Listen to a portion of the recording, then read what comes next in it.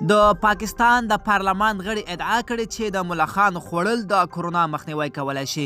دا خبرې د څه لپاره کړې دي ټول حقیقت په دې ویډیو کې در سره شریکوو. ویډیو تر اخر را سره وګورئ، په ډېر څه به پوه شئ.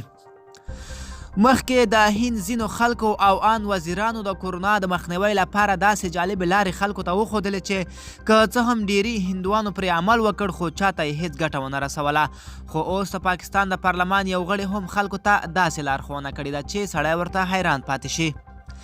د پاکستان رسنیو د راپورونو په وینا د پاکستان د تحریک انصاف ګوند د پارلمان غړی راز فتانه ادعا کړې ده چې د ملخانو په خوړلو سره د کرونا وایرس مخنیوی کیدای شي.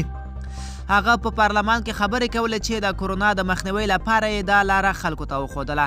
هغه وویل چې په دې سره به نه یوازې دا چې د ملخانو مخه ونیول شي بلکې خلک به د کرونا پر وړاندې هم مبارزه وکړي او له دغه ناروغۍ څخه به خلاص شي. په پاکستان کې سږکال بې شمېره ملخان پیدا شوي دي چې د پاکستان حکومت په مخنیوي کې ناکامه شوي دي او د دې ملخانو سره د مبارزې لپاره له نړیوالو څخه هم پور غوښتنه کړې ده.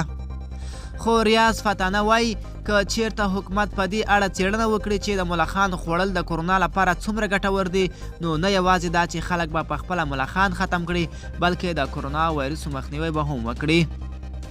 ریاض فتانه وایي چې هغه اورېدلی دي چې د ملخانو خوراک د کرونا وایرسو پر وړاندې ډېر ګټور دی نو باید حکومت په دې اړه جدي ګامونه پورته کړي.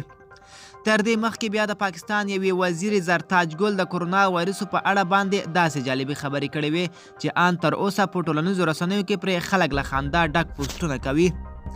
زرتاج ګل ویلي و چې کرونا وایرس کوویډ 19 یعنې 19 ټکي لري او دا په هر هیواد کې په یو نه یو ډول پلی کیدای شي. ملګرو پاکستان دا خبرې دې لپاره کړې دي چې ملخان د کرونا وایرسو لپاره ګټور دي. په دې وروستیو کې ملخان په پاکستان کې بې شمېره زیات شوي دي او په پاکولو کې پاتې راغلي. اوس غواړي چې په دې طریقه د ملخان په خلکو وخوري او خلک وغولوي او ملخان ورک کړي. ملګرو دا و زمونږ چمتو شوی ویډیو. د لا ښکلو ویډیوګانو لپاره زموږ ځواک ټي وي چینل سبسکرایب او تر بلې ویډیو ښه وخت ولرئ.